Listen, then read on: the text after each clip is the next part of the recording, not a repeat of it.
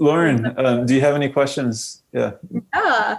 I have kind of more of a human question because thinking of, kind of children on the playground, I don't think there's many saying, when I grow up, I want to be the father of the cell phone. So I'm kind of curious, when you were a child, what was your vision of your future? What did you want to be when you grow up, and what kind of helped pave that way to think outside the box? Because I feel like we're getting into a time now where kids that are being brought up, depending on their family systems, might choose a pathway that's more traditional. But there's also this shift now in kids that are thinking differently and using their majors for different things. So what kind of helped you along your path? What did you want to be when you grow up, and what kind of helped you get into this futurist world? Well, I have to give you the short answer because the long answer is in cutting the cord.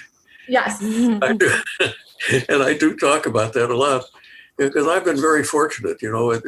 I know people who have planned out their lives, and at different points they were actually listed all the things that they were going to do, and I have, from the time that I could remember things, I knew that I was going to be an engineer of some kind. I don't even know what an engineer was, but I always wanted to figure out how things worked.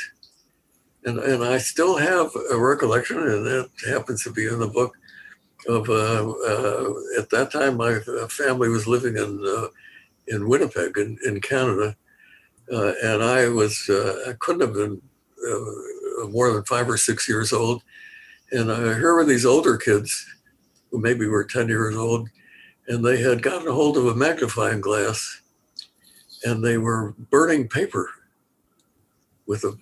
by magnifying the sun. And I thought that was incredible. I have to do that. And so I looked at what they got there, and it was a piece of glass. So I went and got a Coke bottle and broke it.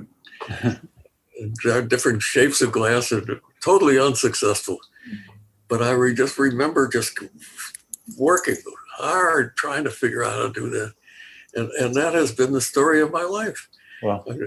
Going all the way to yesterday, when we're having some guests here in a couple of weeks who have a baby. By the way, I happen to really love children. I get along with kids much better than I do. I'll send you a photo of Laura. Yeah. Yeah. Oh, you have it? Right. That's why I'm in Portugal. We just gave birth to our first baby 5 months ago. So. Oh, congratulations on that. So last night I spent 2 hours putting a high chair, baby high chair. And boy, was that hard. But it was an engineering problem. And I have to tell you, as difficult as it was, because I had to get up and down. And, us old guys have trouble with that. I really enjoyed it. So